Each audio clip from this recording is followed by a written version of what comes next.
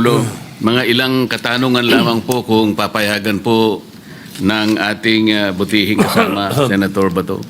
Yes po, Mr. President. Ginoong Pangulo, sino-sino po ba ang mga kasama nung sinasabi po ninyong mga taong kinumpos ng welfare team na pinuntahan po yung dating Pangulo sa The Hague?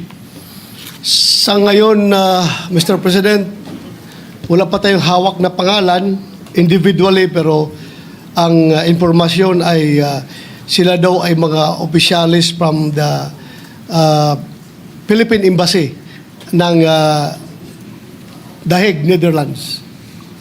Ginoong Pangulo, Your Honor, kung ang puso po ninyo ay sinugatan ng isang tao o kaya ay nakagawa po sa inyo ng isang bagay na masasabi nating nagbigay sa inyo ng matinding kadalamhatian o kapaitan sa buhay, ang nais po ba ninyong kukumusta sa inyo, sa inyong kalagayan, sa pagkakasadlak ninyo sa kalagayan na yan, ay yung taong mismong gumawa nito sa inyong buhay? Hindi po, Ginoong Pangulo, dahil alam natin na sila ang source ng iyong kahirapan.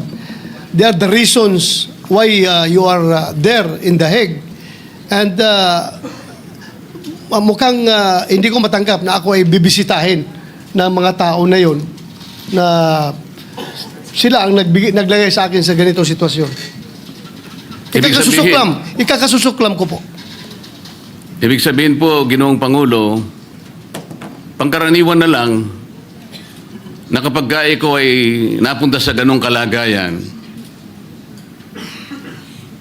ang inaasahan mong bibisita sa iyo ay siguro ay yung mga kaibigan mo o kapalagayan mo ng loob. Tama po ba? Tama po, Ginoong Pangulo. So maaaring kapag pinuntahan ka ng taong alam mong siyang gumawa sa kinasadlakan mo sa buhay at siya pa ang bibisita sa iyo, hindi ka ba magsususpetsa sa pakay niya sa pagpunta sa iyo? Magsususpetsa talaga ako, Ginoong Pangulo, kung ano ba talaga ang motibo at ano ang pakay ng mga tao na ito, bakit ako binibisita. Sapagkat hindi nga pangkaraniwan na sila ang bibisita sa iyo. Tama po? Tama po, Ginoong Pangulo. Alam po ninyo, Ginoong Pangulo, ang representasyong ito ay nagpunta rin sa The Hague noong Mayo 31 hanggang Hunyo 1. Ang layunin ko po ay dalawang bagay lang.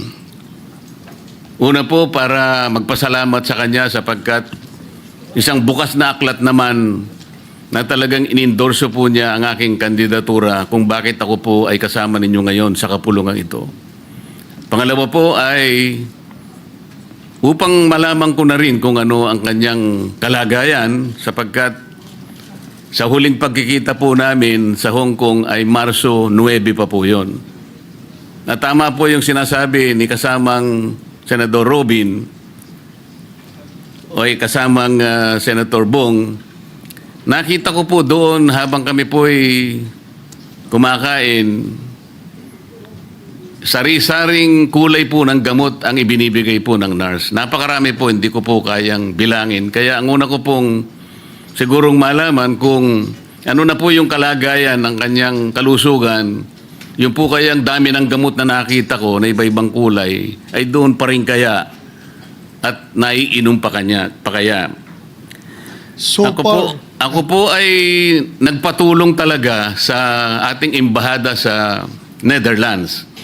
Kasi madalian po yung aking pagpunta ron, Ginoong Pangulo. 2 araw lamang po yun. Mahaba po ang lakbayin, ngunit yun po lamang ang 2 araw na kailangan ko pong makarating. Kaya siniguro ko po sana na sa kadahilanang yon ay makita ko lang kahit ilang oras lang. Sa kasamang palad, Ginoong Pangulo, ay hindi man lamang po ako tinawagan ng embahada. Nagpatulong po ako sa ating embahada. Kaibigan ko po yung ambassador natin sa Korea, South Korea. Ang sabi ko po, Ginoong Pangulo, pwede bang tulungan mo ako na kahit ilang minuto lang, makausap ko lang, maligaya na ako ron. Maipaabot ko lang ang aking pagpapasalamat. Alam po ba ninyo, Ginoong Pangulo, na ako po ay hindi nagkapalad? Hindi po ba kayo magtataka ngayon, Ginoong Pangulo, Senator Bato, kung bakit yung ICC pinayagan na makarating o mabisita ang ating Pangulo sa hindi maipaliwanag na layunin na merong welfare check. Kasi po nung ako, Ginoong Pangulo, masasabi ko na rin na mahigpit daw po, yun ang tanging ibinilin lang sa akin ng embahada, bagamat hindi ko po nakausap ng personal. Ang tinatanggap lamang daw po ay miyembro ng pamilya at miyembro ng legal team. Pero nagbakasakali rin po ako, Ginoong Pangulo, sapagkat nasa lugar naman po siguro ang pakiusap ko at bilang paggalang na lang sana nila, hindi na po sa akin siguro bilang ako, kung hindi yung institusyon na aking kinakatawan, sapagkat ako po ay nanalo na nga pong senador nung panahon na yon. Yun po ay hindi man lang nila isinaalang-alang. Sa palagay po ba ninyo, Ginoong Pangulo, ay dapat po bang biguin ako ng embahada samantalang ganun din naman ang pakay ko? Gusto ko ring makita rin ang kalagayan ng ating Pangulo, dating Pangulo. Sa kasalukuyan mong status, Ginoong Pangulo, bilang isang senador ng Republika ng Pilipinas, kung ako ang isa sa mga opisyalis doon sa embahada ng Pilipinas sa Dahig, ay gagawa ako ng lahat ng paraan para ikaw ay mabigyan ng pagkakataon na makabisita sa ating mahal na dating Pangulong Duterte. Salamat po sa inyong sagot. Ginoong Pangulo, hindi naman po lingid sa ating kaalaman na sa mga nakakarang araw, mukhang kaya po na-postpone yung hearing sa The Hague ng dating Pangulo sa kadahilan ng may aligasyon po na parang ang ating dating Pangulo po ay nagsasuffer sa tinatawag nilang cognitive impairment o cognitive decline. Ibig po sabihin parang hindi niya na maalala yung mga ibang bagay na nangyayari, nagkakaroon na po ng disconnect. Kaya po daw na-reset o naipagpaliban ang kanyang trial. Sa palagay po ba nyo, Ginoong Pangulo, ang pagpunta ng team na yon para mag-welfare check ay para tingnan kung talagang totoo yung ginamit na legal excuse ng abogado ng dating Pangulo? I can only speculate, Mr. President, but I don't really have the facts obtaining on the ground. Sa tingin ko lang talaga ay baka yan ang purpose bakit sila pumunta doon para i-confirm siguro kung talagang totoo ba na merong cognitive impairment ang ating dating Pangulo. Pero to tell you frankly, Mr. President, nung hindi pa siya hinuli at ibinyahe doon sa Dahig, naobserbahan ko na po. Kasi I was with the man way back 1986 when I graduated from PMA. When I was assigned in Davao, nakilala ko na po siya. At from then on, tuloy-tuloy na ang aming samahan.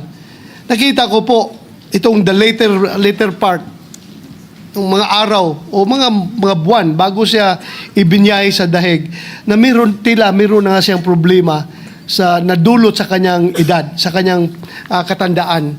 Napapansin ko, if you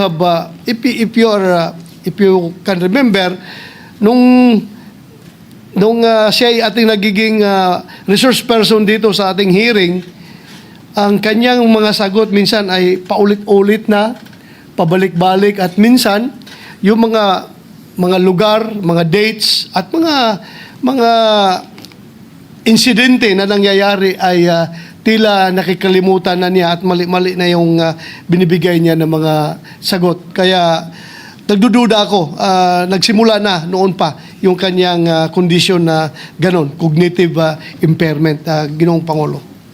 Salamat po sa inyong tanong. Ginoong Pangulo, tama rin po ba na pagsuspetsahan ng representasyong ito na hindi naman talaga yung welfare ng dating Pangulo ang kanilang chinecheck? Ang akin pong suspetsa, Ginoong Pangulo, hindi po welfare check eh. Parang reality check ang ginawa nila. Sa makatwid, talaga pong hindi tapat ang pagpunta kung pag-uusapan ay para masiguro lang ang kalagayang pangkalusugan ng ating dating Pangulo. Kung hindi matiyak nila na baka naman nagsisinungaling yung abogado niya at ginagawa lang dahilan yung sinasabing cognitive impairment. Tama po ba na pwede akong magsuspecha ng ganun, Ginoong Pangulo? Tama po, Ginoong Pangulo. Kaya nga, nasabi ko kanina sa aking privilege speech na we require explanation from the Hague, Philippine Embassy at The Hague. An explanation kung ano ba talaga ang kanilang sadya pagpunta nila doon kay Pangulong Duterte. Tama rin po ba na magsuspecha ang representasyong ito, Ginoong Pangulo, na merong double standard ang International Criminal Court sapagkat kung talaga pong mahigpit ang kanilang panuntunan na miyembro lang ng pamilya o kaya miyembro ng legal team ang pwedeng dumalaw sa kanya, bakit po yung welfare team na yun, kung totoo mang welfare ang kanilang hinahanap, ay pinayagan ng ICC? Sa makatwid po, ako po'y nagsususpecha na talagang hindi na parehas ang pagtingin ng International Criminal Court. Tama po ba ako ay magsususpecha ng gano'n, Ginoong Pangulo? Tama po, Ginoong Pangulo, dahil ano ba ang diferensya between a senator of the Republic of the Philippines at saka yung mga opisyalis ng Embahada ng Pilipinas doon sa The Hague? Bakit sila pinagbigyan tapos ikaw hindi? I'm quite questioning the standards of the ICC as far as visitation rights is concerned, Mr. President. At tama rin po sigurong isipin natin, Ginoong Pangulo, na ang pinakatapat na testimonya ng isang tao na naglalagak ng katapatan sa puso niya na gusto niyang makita talaga ang kalagayan ng Pangulo, ay lalong maisip niya na para siguro mailagak mo sa talagang tamang welfare o pagkalusugan ng dating Pangulo, pinakamabuti na yung ikaw na rin siguro magsakit, magsikap na makiusap para ang dating Pangulo siguro habang pending ang kanyang trial ay payagan siguro makauwi sa kanyang bansa. Yun ang pinakatapat na manifestasyon ng sino man kung ang talagang kalagayan ng Pangulo ang kanilang inaalaga. Yes, Mr. President, that is the ultimate manifestation of your concern about the welfare of the former president. If you really want him to be in good condition, if you want him to be, if you're after for his welfare, then I think the best thing to do is to bring him home, Mr. President. Maraming salamat po, Ginoong Pangulo. Thank you, Mr. President. Thank you. Majority Leader. Hello. Maybe. Naalala mo nung Yes, Mr. President. Mr. President, the privileged speech of Senator Bato de la Rosa and succeeding manifestations and interpellations be referred to the Committee on Rules, Mr. President. Any objection? Hearing none, the motion is approved.